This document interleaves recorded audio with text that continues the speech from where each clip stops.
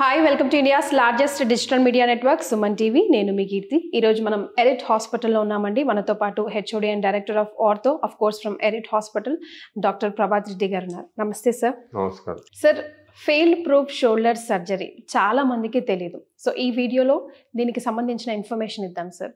So first of all ఎవరికి చేస్తారు, ఎందుకు చేస్తారు? సో ఫస్ట్ ఏంటి, మనకి ఫెయిల్ ప్రూఫ్ షోల్డర్ సర్జరీ ఎవరికి ఇండికేషన్ అసలు ఎవరికి చేయాలా? ఫస్ట్ ఏంటి, మనకి షోల్డర్ పెయిన్ అంటే భుజం నొప్పి ఎవరికి వస్తుంది? భుజం నొప్పి కారణాలు రెండు ఉంటాయి.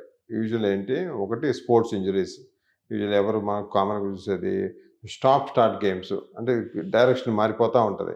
సో అదే గేమ్స్ ఉన్నాయి, వాలీబాల్, బాస్కెట్బాల్, బ్యాడ్మింటన్, ఈ క్రికెట్ లాంటి ఈ గేమ్స్ ఏంటంటే సడన్ గా డైరెక్షన్ మారిపోద్ది. కాబట్టి షోల్డర్ ఎక్స్ట్రీమ్ పొజిషన్కి వెళ్ళినప్పుడు బాల్ బయటకు వచ్చేస్తుంది. అది షోల్డర్ డిస్లొకేషన్. ఏమైంది, షోల్డర్ డిస్లొకేషన్ రెడ్యూస్ చేస్తాం, కానీ బాల్ ఎప్పుడు సాకెట్ లోపల జర్క్ అవుతూ ఉంటుంది. అది ఇన్స్టెబిలిటీ.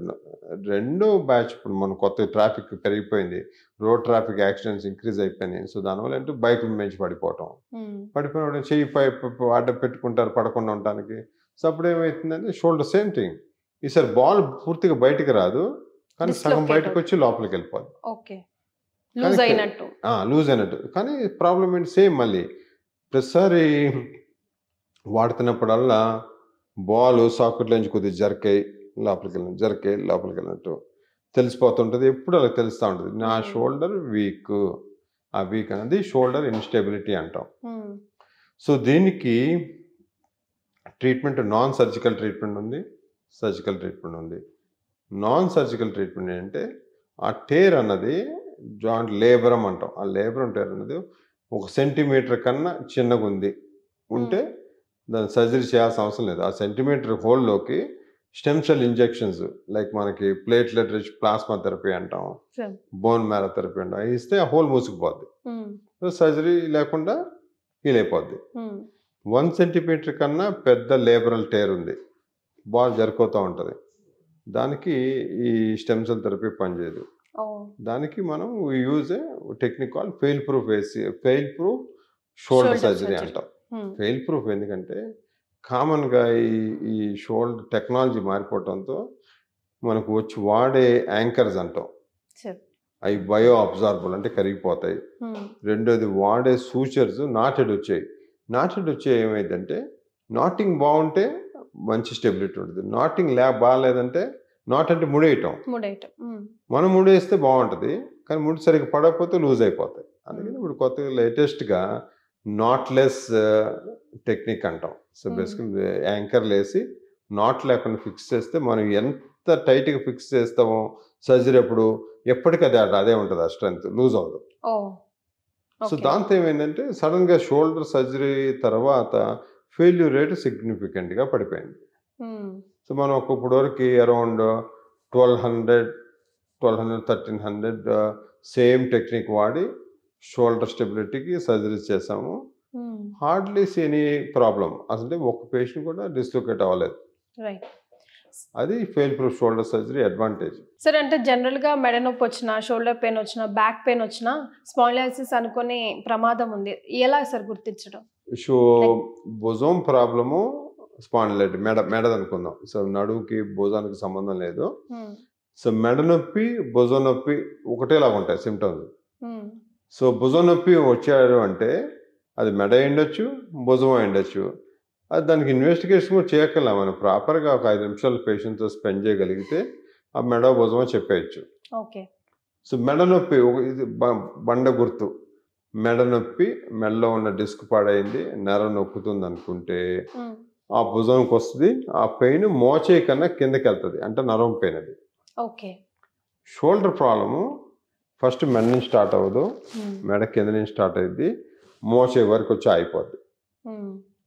సో పేషెంట్ ఎవరైనా షోల్డర్ పెయిన్ అంటే ఒకసారి అడిగితే క్లియర్గా మోచేయి కింద వస్తుంది అంటే అది క్లియర్గా మెడ నుంచి వస్తుంది ప్రాబ్లం. లేదు ఓన్లీ భుజంలో ఉంది, కొద్ది భుజం వెనకాలకి భుజం ముందరకి రేడియేట్ అవుతుంది, ప్యూర్లీ షోల్డర్ ప్రాబ్లం. మనం క్లినికల్గా ఎగ్జామిన్ కొన్ని టెస్టులు ఉంటాయి, వీటికి మనం పరీక్ష చేసుకోవచ్చు. లైక్ ఎనీ కాలు పరీక్ష చేస్తాను, భుజం పరీక్ష చేసుకుంటే తెలిసిపోతుంది షోల్డర్ ప్రాబ్లం అని చెప్పి ఈజీగా డిఫరెన్షియేట్ చేయడు సర్వికల్ స్పాండిలైటిసా షోల్డర్ ప్రాబ్లం అని చెప్పి. Sir being an HOD and director of ortho, let us all know అసలు బోన్స్ స్ట్రాంగ్గా పెట్టుకోవాలంటే ఈ రోజుల్లో ఏం చేయాలి? సో బోన్స్ నార్మల్గా అంటే ఒకటి life is motion. Okay, so మనం యాక్టివ్ ఉంటేనే ఇట్స్ లైఫ్. సో మోషన్ ఉంటే అంటే నడుస్తూ ఉంటే ఎక్సర్సైజ్ చేస్తూ ఉంటేనే మన బాడీ అంతా యాక్టివ్గా ఉంటుంది. So that's bottom line. ఏంటి, డైలీ ఎంతో కొంత ఫిజికల్ యాక్టివిటీ ఉండాలి. మనకు పేషెంట్ వచ్చి అంటారు నేను వాళ్ళు 10,000 స్టెప్లు వేసాను, అది ఎనఫ్. అది కాదు action, that is not exercise. అది డే అంతా చేసే 10,000 స్టెప్పులు అవి కాదు ఇంపార్టెంట్. మనం మార్నింగ్ చేయాలి ఒక 25 మినిట్స్ 45 మినిట్స్ కొంత రెగ్యులర్ ఎక్సర్సైజ్ చేయాలి. కార్డియో ఎక్సర్సైజ్ అంటే ఏంటి, ఒక 20 మినిట్స్ థ్రెడ్మిల్ చేయటం, 20 మినిట్స్ క్రాస్ ట్రైనర్ చేయటం, 20 మినిట్స్ వాక్ చేయటం. ఎంత వరకు బ్రిస్క్ వాక్ చేయాలి, చెమటలు కారాల, హార్ట్ రేట్ పెరగాల. అప్పుడు గుండె స్ట్రెస్కి తట్టుకునే స్టేజ్కి వెళ్తుంది, రైట్? ఆ ఫిజికల్ యాక్టివిటీ చేసినప్పుడు గుండెకే ఇంపార్టెంట్ కాదు, బోన్స్కి కూడా ఇంపార్టెంట్, బోన్స్కి కూడా హెల్ప్ఫుల్, బోన్స్ కూడా స్ట్రాంగ్ ఉంటాయి. So physical activity 4 to 5 times a week చేస్తూ ఉంటే బోన్స్ ఎప్పుడు వీక్ అవ్వవు. అది జనరల్ రూల్.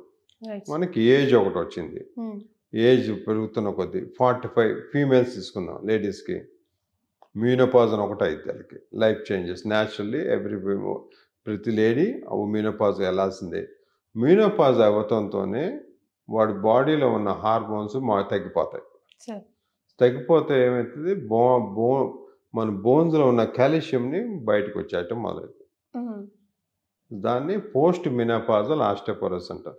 సో అది యూజువల్గా 1.5 to 2 years పట్టింది పోస్ట్ మినోపాజ్ ఆస్టియోపోరోసిస్ రావాలంటే. ఎట్లా గుర్తుపట్టాలి, పోస్ట్ మినోపాజ్ అయింది, సిమ్టమ్స్ ఏమీ లేవు అంటే 2 years తర్వాత బోన్ డెన్సిటీ టెస్ట్ అంటాం, డెక్సా స్కాన్ అంటాం. ఓకే, అది చేయించుకుంటే మన ఎక్స్రే లాగా ఉంటుంది, క్లియర్ కట్ వాల్యూస్ వస్తాయి, టీ స్కోర్ జెడ్ స్కోర్ అంటే ఆ స్కోర్లు చూసుకొని మనం ట్రీట్మెంట్ స్టార్ట్ చేయొచ్చు. ఇది కంప్లీట్లీ మెడికల్గా రివర్సిబుల్. వేర్ యాజ్ కొందరు పేషెంట్స్ మెనోపాజ్ అవుతుంది, లేదా హిస్టెక్టమీ చాలా ఎక్కువ కదా హిస్టెక్టమీ, మనకి హిస్టెక్టమీ వల్ల కూడా హార్మోన్స్ తగ్గిపోయి ఆస్టియోపోరోసిస్ యంగ్ ఏజ్లోనే స్టార్ట్ అయింది. వాళ్ళకి ఉంటే సిమ్టమ్స్, కొందరికి టైర్డ్నెస్, రోజంతా టైర్డ్గా ఉంటారు, జాయింట్ పెయిన్స్ ఎక్కడ స్పెసిఫిక్ ఉంటుంది, ఏ మా చేతుల జాయింట్ అంటారు, భుజాలు నొప్పి అంటారు, మోకాలు నొప్పి అంటారు, ఇంకా అన్ని జాయింట్ అంటే ఇది ఇట్స్ కాల్డ్ బోన్ పెయిన్. అంటే bone cry, bone is crying, calcium తగ్గిపోయి ఏడుస్తుంది. దానికి మళ్ళీ సేమ్ థింగ్, కొన్ని టెస్టులు చేసుకుంటాం, డెక్సా స్కాన్ చేస్తాం, దాంట్లో వాల్యూస్ బట్టి కంప్లీట్లీ మెడికల్ ట్రీట్మెంట్. కాల్షియం ట్యాబ్లెట్తో పాటు కొందరికి స్ప్రే పెడతాం, కొందరికి వన్స్ a week ట్యాబ్లెట్ పెడతాం, ఇంకా తగ్గిన వాళ్ళకి డైలీ ఇంజెక్షన్స్ ఉంటాయి పొట్టకు చేసుకుని, జస్ట్ కంప్లీట్లీ రివర్స్ అయిపోద్ది ఆస్టియోపో. కాదు ఆ ట్రీట్మెంట్ కొందరికి 6 months, కొందరికి 1.5 year రివర్స్ చేయడానికి. సో జనరల్గా ఉమెన్కి after 40 years or 35 years plus calcium తగ్గిపోతుంది అని సప్లిమెంట్ మేము సొంతంగా తీసుకుంటూ ఉంటాం సార్, హోమ్ రెమెడీస్ కూడా పాటిస్తూ ఉంటాం. సో కాల్షియం ఏజ్తో పాటు తగ్గుతుందా, లేకపోతే తగ్గాల్సిందేనా ఎవరికైనా, మెన్ ఆర్ ఉమెన్? కాల్షియము బాడీలో ఫస్ట్ మన బ్లడ్లో కాల్షియం ఎప్పుడు తగ్గదు. ఎందుకంటే calcium is the most important mineral.